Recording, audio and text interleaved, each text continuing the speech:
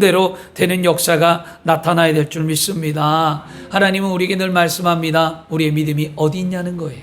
오늘도 믿음이 하나님은 크고 작고 이걸 보지 않으세요.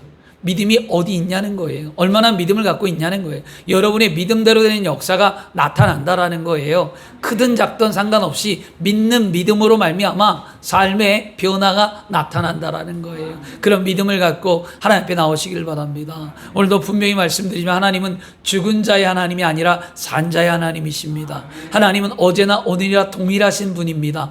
죽은 하나님이면 우리가 신앙을 가질 이유가 없어요. 세상의 미신을 믿는 것과 우리하고 분명히 구분되고 성경은 말씀합니다. 나는 살아있다라고 말씀하셨어요. 그리고 성경에도 많은 인물들이 우상과 싸워 이길 때 누가 참신인지를 대결했을 때 엘리야는 하나님이 살아계심을 증거했던 것처럼 우리가 이 세상에 살아계신 하나님을 증거하는 복된 삶의 성도가 되어야 할 줄 믿습니다. 그래서 오늘 따라하겠습니다. 행복을 위한 선택과 행동. 아멘. 오늘 여러분의 선택과 행동이 하나님 보시기에 아름다운 삶이 되어야 할 줄 믿습니다. 아파트 30층에서 맞벌이가 부부가 살고 있었어요. 요즘은 아파트가 고층 아파트잖아요. 그래서 그 맞벌이 부부가 살고 있었는데요. 어느 날 일과를 마치고 아파트 주변에 주차장을 탁 했는데 암묵지대였어요. 전체가 깜깜했습니다.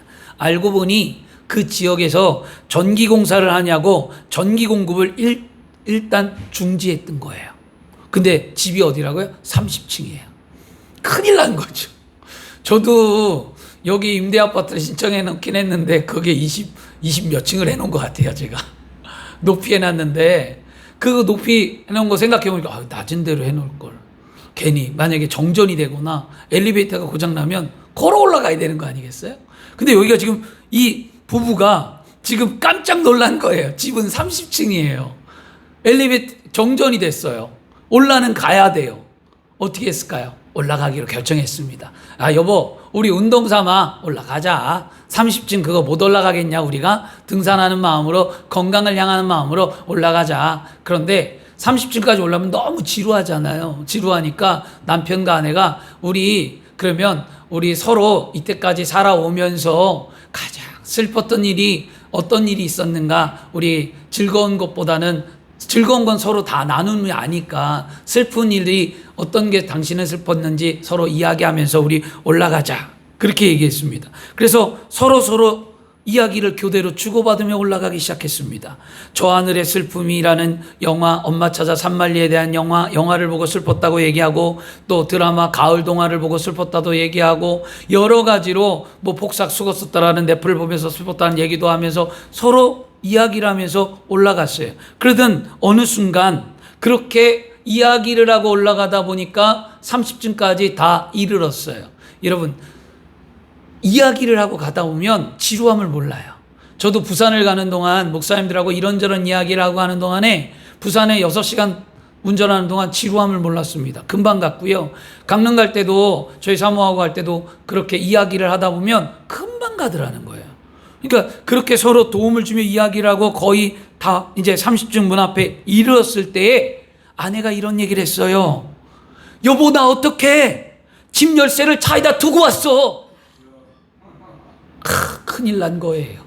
30층까지 즐겁게 올라왔는데 집 열쇠를 차에다 두고 왔다라는 거예요.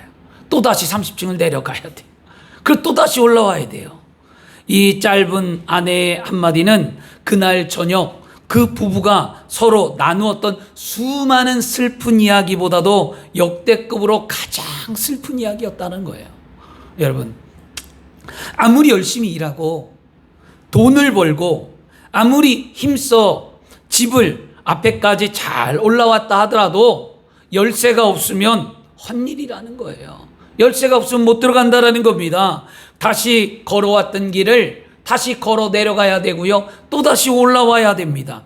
한국에 어느 소설가가 현대인, 지금 우리 현대인을 살고 있는 우리 실존적인 우리 상황을 가리켜 락트 아웃이라는 말을 썼어요. 락트라는 잠겼다는 것이고요. 아웃은 밖에 있다는 거예요. 그러니까 잠겨 못 들어간다라는 말인데요. 자기 집인데도 열쇠가 없어서 들어가지 못하는 상황을 이렇게 표현했습니다. 마치 우리가 하나님께서 창조하신 에덴 동산에서 모든 것을 누리며 다스리며 하나님의 창조의 섭리 아래 행복하게 살던 우리가 죄악으로 말미암아 에덴에 쫓겨나서 다시는 에덴에 들어갈 수 없는 삶을, 이게 실존적인 우리의 삶, 공허한 삶, 잃어버린 삶, 그것을 표현하고 있는지 모릅니다. 열쇠가 있으면 들어갑니다. 여러분, 그 열쇠가 뭐냐? 바로 예수 그리스도라는 거예요.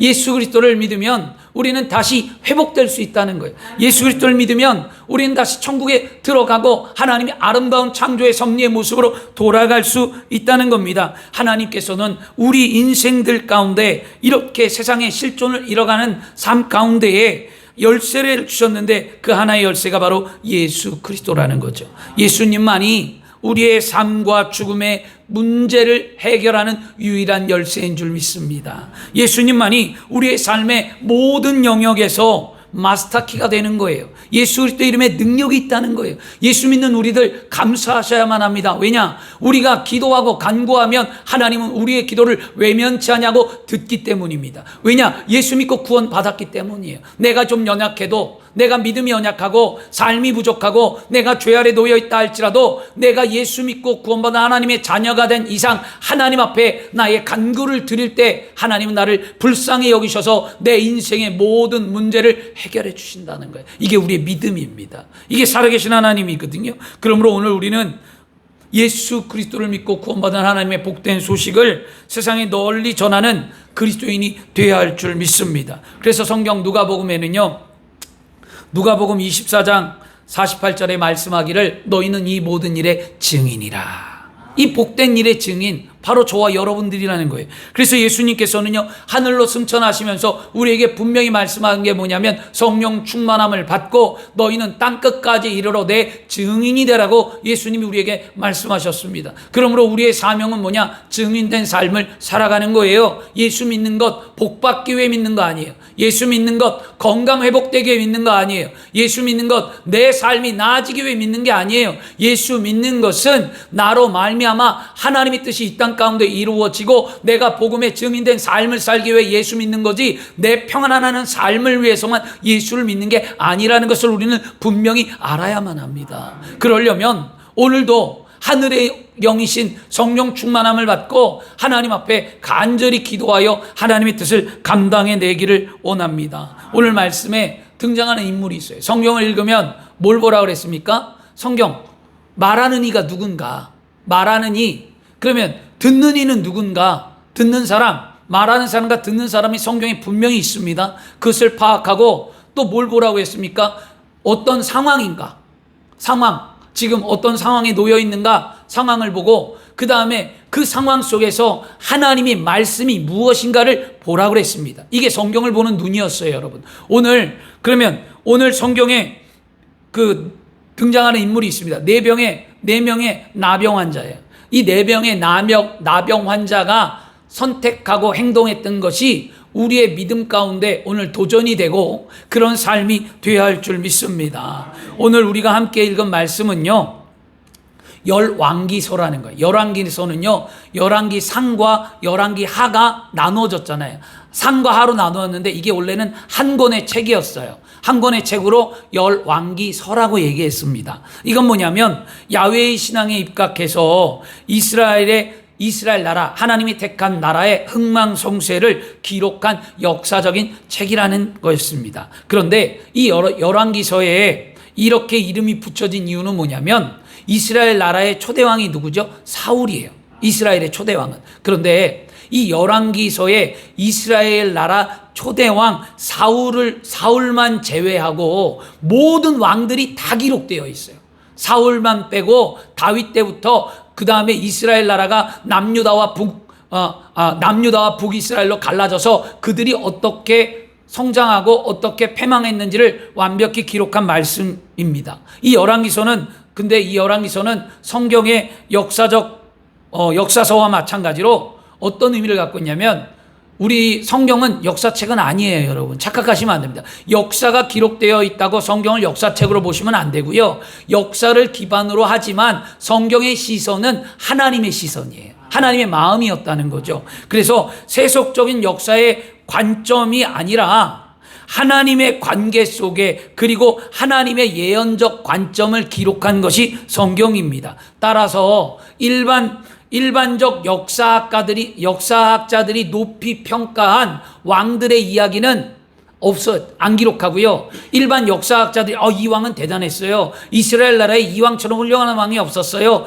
이런 관점의 성경이 아니라 역사학자들이 중요하게 생각하지 않았던 왕들을 보다 더 자세하게 하나님이 그들을 통해 이루고자 하셨던 뜻들, 그리고 하나님의 관계 속에 그 왕들이 어떤 삶을 살았는지를 기록한 것이 바로 열왕기서예요. 역사서이긴 하지만 조금 다르다는 것을 기억하시길 바라고요. 하나님께서 주신 선지자들을 통해서 자신의 뜻을 직접적으로 나타내는 것이 열왕기서인데, 이 안에 하나님의 예언자가 있습니다. 열왕기하는 예언자의 두 사람의 인물이 나오는데 누구냐면 엘리야와 엘리사예요.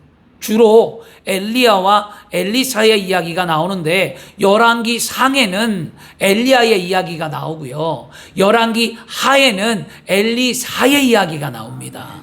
그리고 오늘 우리가 읽은 열왕기 하의 말씀에 등장하는 인물이, 선지자가 누구냐면 엘리사라는 선지자였습니다. 오늘 함께 읽은 말씀에 열왕기하 7장 3절과 10절 말씀에 이 엘리사의 예언대로 하나님이 말씀하신 대로 이루셨다라는 것이 오늘 말씀의 핵심이었습니다. 그러면 역사적 배경은 뭐냐면, 오늘 이 배경은 아랍이라는 나라가 있었어요. 이스라엘 나라의 주변 국가에 아람이라는 나라가 있었는데, 그 나라에 베나닷이라는 왕이 있었습니다. 그 베나닷 아랍 왕은 늘 이스라엘을 침공해 왔어요. 이스라엘의 땅이 비옥하고 이스라엘 땅이 좋았나 봐요. 늘 이스라엘을 정복하기를 꿈꿨습니다. 그런데 어느 날 이 베나닷이라는 왕이 이스라엘의 사마리아 성을 둘러쌌어요. 근데 이 사마리아 성이 요새 중에 요새였습니다. 난공불락이었어요. 그 성을 정복하기가 너무 어려운 요새 중에 요새였습니다. 그래서 이 아랍 왕이 어떻게 했냐면 그 이스라엘 사마리아 성을 그냥 둘러 진쳐버렸어요. 그래서 물자가 안으로 들어가지 못하도록. 그러다 보니까 어느 순간에 어떤 일이 벌어졌냐면, 이것은 역사적으로 볼 때 주전 2800년 전에 팔레스타인 북쪽에 위치한 이스라엘의 사마리아 성에 아랍 군대가 포위한 사건인데요. 이 사건에 그들이 얼마나 굶주렸는지, 그들이 얼마나 비참했는지, 그들이 정말 고통 가운데 아픔의 삶을 사는 현실을 성경은 뭐라고 표현했냐면, 이스라엘 나라들은 부정한 음식을 절대로 먹지 않았습니다. 이스라엘 나라는 하나님이 명령한 부정하다라고 말하는 음식은 손도 대거나 만지거나 그러지 않았어요. 왜? 그것이 죄이기 때문이었어요. 그런데 그들이 하나님이 먹지 말라는 음식을 손을 대고 먹을 수밖에 없었는데, 그것을 성경은 뭐라 하냐면 나귀 머리가 80세겔에 팔렸다라고 얘기해요. 나귀는 부정한 음식이거든요. 이스라엘이 먹어서는 안 되는데, 근데 이 나귀 머리고기 하나가 80세겔, 80세겔이면 그 당시에 노동자의 1년치 월급이에요. 1년치 월급, 80세겔이 노동자. 오늘날 말하면 여러분들의 1년치 연봉이 나귀 머리고기 하나라는 거예요. 그러면 그 당시의 삶이 얼마나 비참했냐는 거예요. 먹을 게 너무 없었다라는 거예요. 그만큼 식량 부족으로 인하여 힘든 삶을 그들은 살아갈 수밖에 없었습니다. 이것이 전쟁의 현실입니다. 이 비참한 굶주림 정도가 심각하고 윤리와 도덕이 또한 무너져서 뭐라고 했냐면, 오늘은 내 아들을 잡아먹고 내일은 너의 아들을 잡아먹자 그러고 서로 인육을 먹었다라는 거예요. 얼마나 비참하죠? 근데 이 이야기를 들으면 성경에 있는 이야기만은 아니라는 거예요. 역사적으로 볼 때도, 역사적 시대에 보면 중국 고서에 보면 인육으로 만든 만두의 이야기가 있어요. 그 다음에 우리나라에도 역사서에 보면 가뭄과 고통 있을 때 아이를 잡아먹었다는 이야기가 있습니다. 실제적인 거예요. 여러분이 상상을 초월하겠죠. 근데 우리는 잘 피부에 와닿지 않지만 오늘 6.25를 지나온 여러분, 6.25 세대를 거치셨던 분들은 배고픔과 굶주림이 무엇인지를 아신다라는 거예요. 그리고 우리나라의 배고픔과 굶주림에 보릿고개라는 말이 있었잖아요. 이 보릿고개라는 그 유행가를 불렀던 진성 가수가 그 보릿고개를 쓸 때 그가 글을 왜 썼냐면 어렸을 때 너무 가난하고 힘들었대요. 배고픔과 굶주림에 견딜 수 없었대요. 그래서 그 보릿고개 그 가사 내용에 그런 서정적인 것과 고통과 아픔에 자신의 이야기가 들어있다고 하는데요. 옛날에 우리도 먹을 게 없어서 나무 뿌리, 왜 여러분 칡뿌리가 왜 있는 줄 아시죠? 먹을 게 없으니까 칡뿌리 캐 먹었잖아요. 여러분 나무 껍질 벗겨 먹고 그만큼 굶주린데, 그런데 그거에 비해 지금 성경에 나와 있는 이 사마리아의 성의 비극은 훨씬 더 심했다라는 거예요. 삶이라고 말할 수 없는 비참한 삶에 놓여 있었다는 거예요. 그때 왕은 탄식할 뿐만이 아니라 이 왕은 하나님을 원망합니다. 여호람이라는 왕이었는데요. 그 왕은 하나님을 원망하고 제사장이었던 하나님의 선지자였던 엘리사를 원망하고 오히려 엘리사를 죽이려 합니다. 그때 엘리사가 죽음 앞에 놓여 있을 때 뭐라고 고백했냐면 이런 말을 했습니다. 내일 이맘때 걱정하지 마라. 내일 이맘때 하루가 지나면 이 모든 것들이 다 사라진다라는 거예요. 이 말이 믿어집니까? 그들이 믿어질까요? 그들이 안 믿어졌다라는 거예요. 군대 장관도 못 믿고 왕도 못 믿고, 아니 지금 이렇게 고통받는데 나귀 머리가 1년치 연봉에 비하는 금액이 어떻게 물가가 정상으로 내일 하루 만에 돌아오겠냐는 거예요. 안 믿었다라는 거예요. 그런데 하나님은 엘리사를 통해 선포한 거예요. 내일 이맘때 하루가 지나면 이 일이 회복된다. 그래서 하나님은 오늘 우리가 읽은 말씀에 나병 환자 4명, 이 나병 환자가 그 4명이 하나님 앞에 쓰임을 받아서 하루 만에 이스라엘의 나라가 회복되는 사건이 기록된 말씀이 오늘 우리가 읽은 말씀이라는 겁니다. 여러분, 하나님은요, 세상에서 버림받고 누구에도 관심받지 못하고 보잘것없고 자신의 힘으로는 아무것도 할 수 없는 약하고 약한 이 나병 환자를 들어 사용하셨습니다. 오늘날도 하나님은 내가 자존감이 너무 낮고 나를 볼 때는 환경이 너무 어둡고 부모를 볼 때는 부모에게 기대서 얻을 것 없고 결혼이나 아니면 삶이나 모든 것들이 내 앞에 놓여 있는 것들이 현실이 암담할 때가 있어요. 자녀를 열심히 키웠는데 자녀가 부모를 돌보지 않거나 자녀와 부모의 관계가 깨어지거나 여러분의 삶의 직장에서 쫓겨나거나 여러분의 삶에서 막막한 현실 앞에 놓여 있을 때 우리 어떻게 해야만 합니까? 그럴 때 하나님이 여러분을 쓰신다는 거예요. 그럴 때 하나님을 의지하시길 바랍니다. 답답하다고 환경이 절망이라고 주저앉지 마시고 하나님께로 나와야 될 줄 믿습니다. 이 나병 환자의 선택을 한번 볼까요? 이들은 어떤 행복한 선택과 행동으로 말미암아 그들이 놀라운 일을 행했냐면 그들은 긍정적으로 선택했어요. 뭐냐? 3절과 4절이 성문어귀에서 나병 환자가 많았다라는 거예요. 나병 환자는 어떤 삶이냐면 성전에서 내친 자들이에요. 부정하다 해서 성전 문 밖에 내쳤습니다. 이 나병 환자들의 삶은요, 여러분 인간의 삶이 아니에요. 이들의 삶은 동물보다 들깨보다 조금 나은 삶인 거예요. 그냥 인간이라는 존재감을 갖고 사는 거지 별반 동물과 다를 바 없는 인생의 삶이었어요. 얼마나 처절하게 비참하겠습니까? 그래도 인간이라는 삶 때문에 살고자 그들은 몸부림쳤어요. 여러분, 우리는 인간이에요. 살아내셔야만 합니다. 절대 쓰러지면 안 됩니다. 우리는 할 수 있습니다. 이 나병 환자들은요, 그런 환경, 그리고 굶주림은요, 성전 안에서 굶주림보다 이들은 더 고통이었어요. 이들은 상상을 해보세요. 성전은 그래도 먹을 게 있지만 성전 밖에 먹을 게 있었겠냐고요? 없었어요. 이런 나병 환자들이 긍정적으로 뭐라고 생각하면요, 성으로 가도 우린 죽어. 우리가 이 성문을 열고 성전에 들어가도 우리는 죽는다는 거예요. 왜 죽냐면 유대인의 율법에 나병 환자가 율법을 어기면 어떻게 돌로 쳐 죽여도 죄가 되지 않는 거예요. 그래서 나병 환자들은 들어갈 수가 없어요. 부정하다라고 말하는 사람들은 50m 밖에 100m 밖에 사람하고 서 있어야 됐어요. 만약에 유대인들이 지나가는데 나병 환자가 있다. 이게 50m 가까이 들어오면 그들은 죽음을 면치 못하는 거예요. 그러니까 멀리 있어야 되고 그 나병 환자들의 썩은 냄새가 사람에게 부딪히기 때문에 그것조차도 유대인들은 경멸하고 싫어했다라는 거예요. 그들 자체를요. 얼마나 그러니까 성에 들어가도 그들은 죽어요. 그러니까 그들이 그러잖아요. 어차피 성에 들어가도 죽고 성 밖에 이렇게 머물다가 배고픔과 굶주림으로 죽느니 차라리 아람 군대로 가서 항복하자. 아람으로 가자는 거였어요. 긍정적인 선택을 했습니다. 여러분 희망은 있습니다. 중요한 건 뭐냐면 선택이에요. 선택. 그리고 그들은 어차피 이렇게 될 거 아람 군대로 가자는 선택을 했죠. 그리고 어떻게 합니까? 행동으로 옮겼다라는 거예요. 우리는 말로는 다 해요.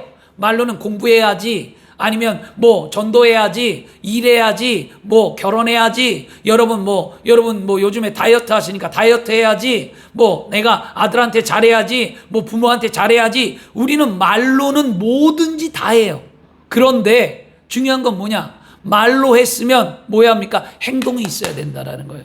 철저한 행동. 이 행동이 따라지지 않는 것은요, 여러분 이건 잘못된 선택이었어요. 믿는 우리가 말과 행동이 일치가 되어야 할 줄 믿습니다. 그들이 아람 진영으로 갈 때에 하나님이 기적을 베풀었는데 어떤 기적을 베풀었냐? 그들은 4명이에요. 4명이 걸어가는데 무슨 힘이 있겠어요? 병들었어요. 굶주렸어요. 걷는 것도 힘들어요. 그런데 그 힘든 걸음을 아랍군 진영으로 옮겨갈 때에 하나님께서 기적을 베풀었는데 어떤 기적을 베풀냐? 아랍 군대 귓소리에 큰 군대가 오는 것처럼 들리게 하신 거예요. 그래서 여러분 우리나라에도 몽골군이 예전에 쳐들어올 때 보면 그 말박그 소리가 땅을 진동하거든요. 그런데 이 이스라엘 나라 전쟁을 하고 있을 때 아랍 군대가 느낀 건 뭐냐? 땅이 진동했다는 거예요. 막 다다다다다다. 그러니까 이 사람들이 뭐라면 이스라엘 민족이 이집트나 해쪽 속과 그 주변국들과 연합군을 만들어 우리를 치료하는구나. 우리가 전쟁을 피해서 도망가자. 살 길을 찾아 그들이 도망갔다라는 거예요. 하나님이 그런 놀라운 일을 행하시자 이 나병 환자가 그 아랍 군대 지원령으로 들어갈 때에 뭐라는 거예요? 아무도 없었다. 그리고 거기에는 양식과 먹을 것과 모든 것이 풍족했다는 거예요. 여러분 은혜는 누가 받느냐? 선택하고 행동하는 자가 받는 거예요. 선택하고 행동하는 자가 기적을 이루는 거예요. 실오락이라는 믿음을 갖고라도 하나님을 믿는다면 선택하고 행동하시기를 바랍니다. 이 나병 환자가 그렇게 해서 놀라운 일을 이루었습니다. 하나님은요, 그 나병 환자의 행동과 선택을 통해 살 길을 찾아 나간 그들에게 희망이 되어 주셨고 살 길을 열어 주셨습니다. 오늘 우리는 그런 삶이 되어야 할 줄 믿습니다. 오늘 잘 나오셨어요. 그러면 또 그들에게는 무엇이 있었냐면 그들이 선택하고 행동했을 때 한 가지 더 뭐냐? 그들은 침묵하지 않았다라는 거예요. 여러분, 우리가 어떤 일을 할 때 선택하고 행동해서 경험되어진 것을 말하지 않고 가만히 있으면 안 돼요. 경험한 것을 전하는 삶이 되어야 할 줄 믿습니다. 9절이 뭐냐면 9절이 나병 환자들이 그들의 친구들에게 서로 말하되 우리가 이렇게 해서는 아니 되겠도다. 오늘 아름다운 소식이 있는 날이거늘 우리가 침묵하고 있도다. 만일 밝은 아침날까지 기다리면 벌이 우리에게 미칠지니 이제 떠나 왕궁에 가서 알리자 하고 라고 말합니다. 나병 환자들이 아랍 군대로 가서 자신들이 뭐예요? 굶주림을 채웠어요. 배고픔을 채우고 그 다음에 자신들의 삶은 어차피 성 안에 못 들어가니까 의복과 음식과 모든 것을 취하여 뭐 했다는 것을 감춰두었다라고 얘기합니다. 뭐 어차피 못 들어가니까 성 밖에다 자신들의 삶을 살아갈 수 있는 방법을 찾았어요. 그러다 보니까 자 이거예요. 해도 넘쳐나는 거예요. 은혜가 넘치고 너무 풍요롭고 너무 많은 거예요. 내가 쓰고도 남아버렸어요. 그러니까 그때서 깨달은 거예요. 이렇게 많은 것을 우리 혼자만이 간직한다면 이건 죄라는 거예요. 그래서 그들이 고백하기를 안 되겠다. 우리가 우리 혼자만 간직하는 것이 아니라 이것을 전하는 삶을 살자 하고 그들은 성전으로 달려갔다라는 겁니다. 그들이 선택하고 행동한 것은 침묵에서 기쁜 소식을 전하는 일이었다는 거죠. 여러분, 우리에게 좋은 소식이 있어요.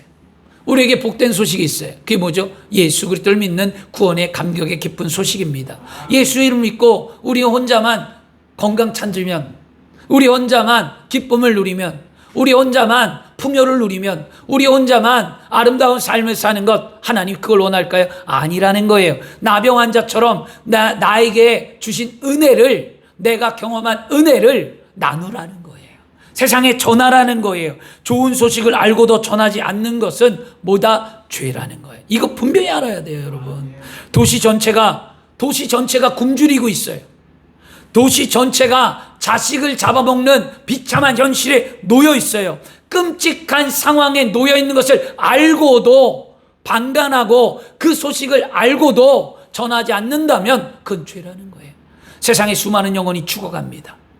여러분의 부모가, 여러분의 친구가, 여러분의 자녀가, 여러분의 이웃들이 예수 그리스도를 모르고 하나님의 섭리와 뜻을 모르고 하나님의 은혜와 축복을 모르고 그들이 죽어가는데 그걸 알고도 가만히 있으면 여러분 그것이 죄라는 거예요.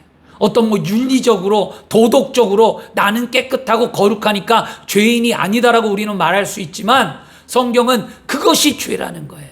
우리는 그 죄 앞에 고백해야 돼요. 내가 전하지 못함을 용서해달라고.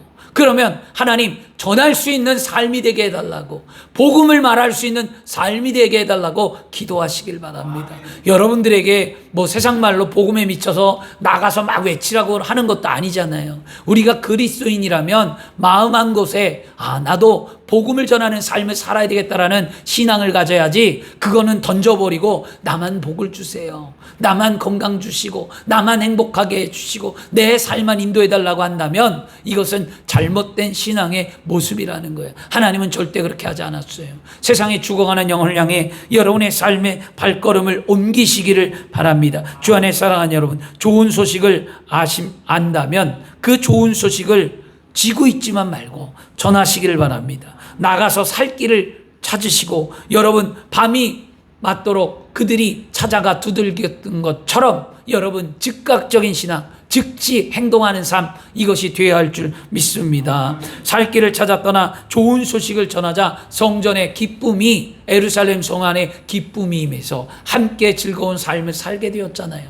여러분들이 예수 믿는 증거를 나타낼 때 가족이 살고 여러분 이웃이 살고 아름다운 삶이 되는 줄 믿습니다. 그다음에 여러분 우리가 또 기억할 것은 무엇이었냐면, 그들은 선택과 행동을 통해 하나님은 침묵하지 아니하는 그들을 하나님은 어떻게 했습니까? 사용하셨다라는 거예요. 하나님은 따라하겠습니다. 하나님은 나를 사용하십니다. 아멘. 뭘 잘났다고 사용하겠냐고, 솔직히. 뭐 가진 재물이 많아요? 아니면 건강해요? 아니면 뭐 지식이 높아요? 아니면 뭐 하냐고요. 우리 비교해보면 내가 자꾸 작아져요, 세상 가운데.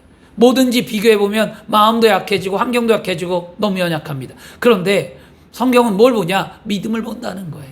하나님은 나의 믿음을 통해 이루신다. 여러분, 이스라엘의 백성의 가장 큰 고통은 굶주림이었죠. 그들은 자기 자녀까지 먹는 극단적인 기근에 허덕였습니다. 그러나 나병 환자는 아랍 군대의 진영에 들어가 음식이 풍요롭고 삶에 해결할 것을 보았기에 그 삶을 전해주었는데, 이 나병 환자들은 어떤 자들이에요? 약한 자들이에요. 나병 환자들은 정말로 버림받은 자, 연약한 자, 이런 자였습니다. 여러분, 하나님의 능력 앞에서는요, 사람의 연약함은 핑계가 안 돼요. 여러분 그렇게 얘기하잖아요. 하나님, 내가 너무 연약해요. 하나님, 내가 말씀을 잘 몰라요. 하나님, 내가 육체가 병들었어요. 하나님, 물질이 없어요. 하나님, 시간이 없어요. 하나님, 내가 뭐해요? 우린 늘 하나님 앞에 핑계대기가 바쁘다는 거예요. 여러분, 믿음은 뭐냐? 순종이에요. 하나님 말씀 앞에 아멘하고 순종하고, 주님 내가 따라하겠습니다. 주님, 내가 연약하지만 내가 하겠습니다. 아멘. 이게 우리의 모습이에요. 여러분, 하나님 하나님은요, 잘난 사람을 쓰지 않습니다.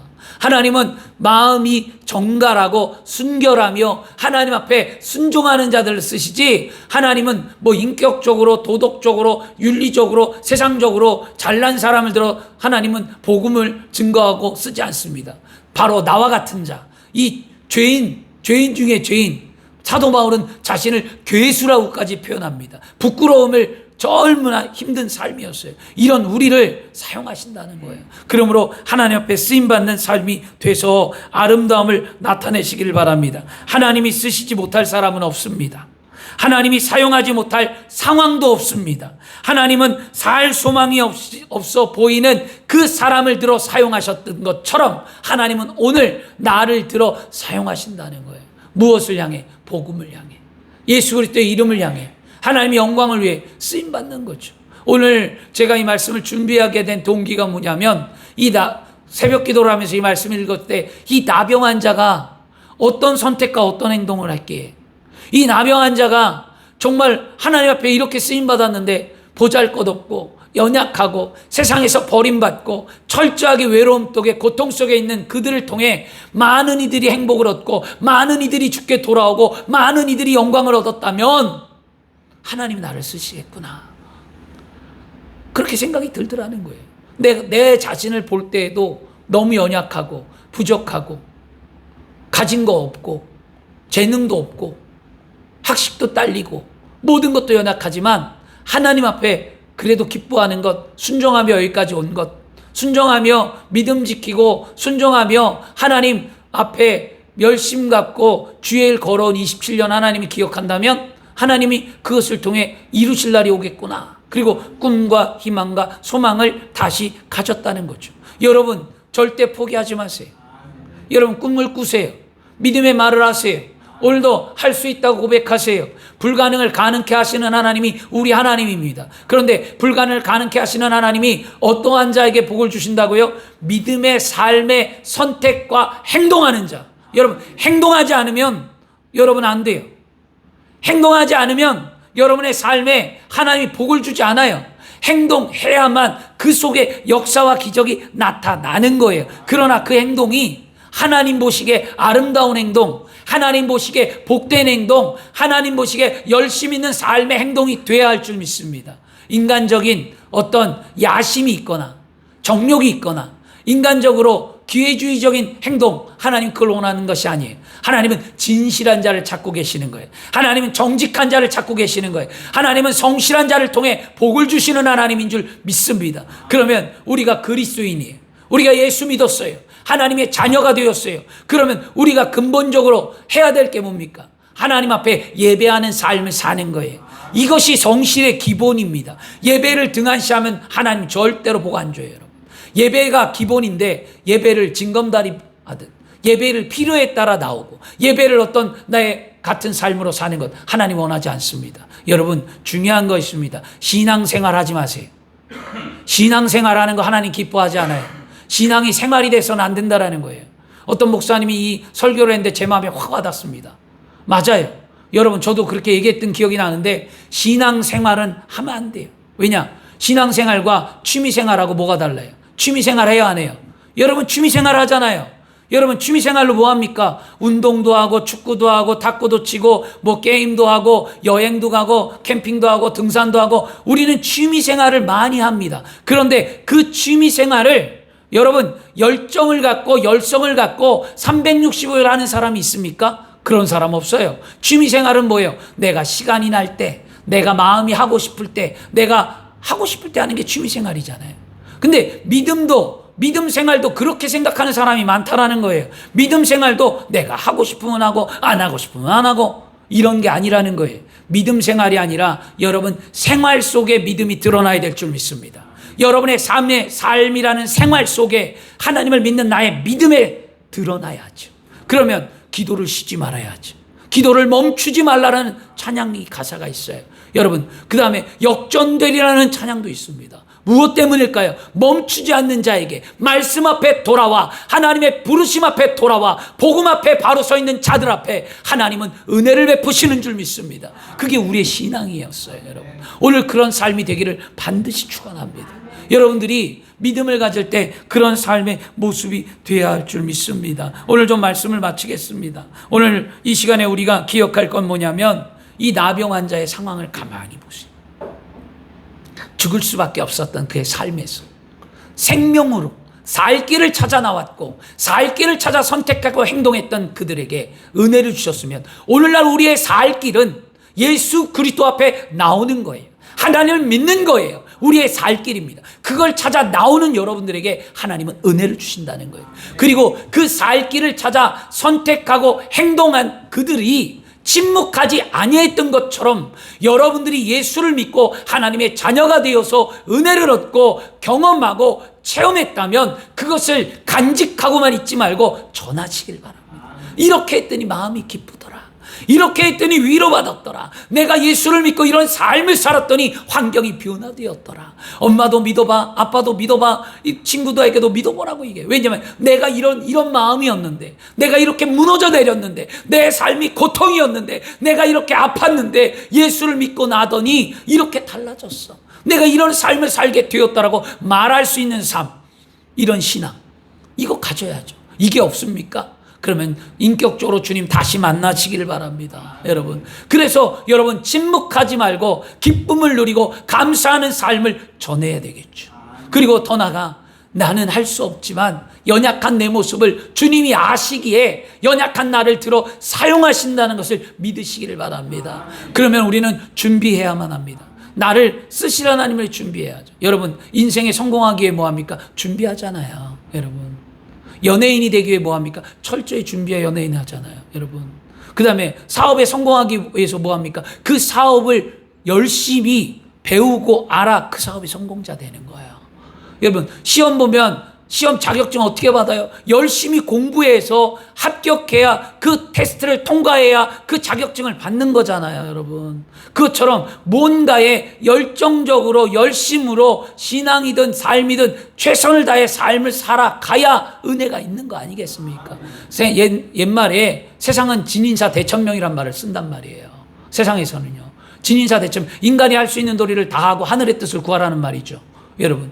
이것도 믿음 안에 본다면 굉장히 좋은 말이에요. 믿음으로 최선을 다하고 하나님의 뜻을 구하라는 거예요, 여러분. 그럴 때 삶이 열리는 거죠, 여러분. 그런 은혜의 삶이 우리 가운데 있기를 축원합니다. 요한복음 15장 16절에 말씀합니다.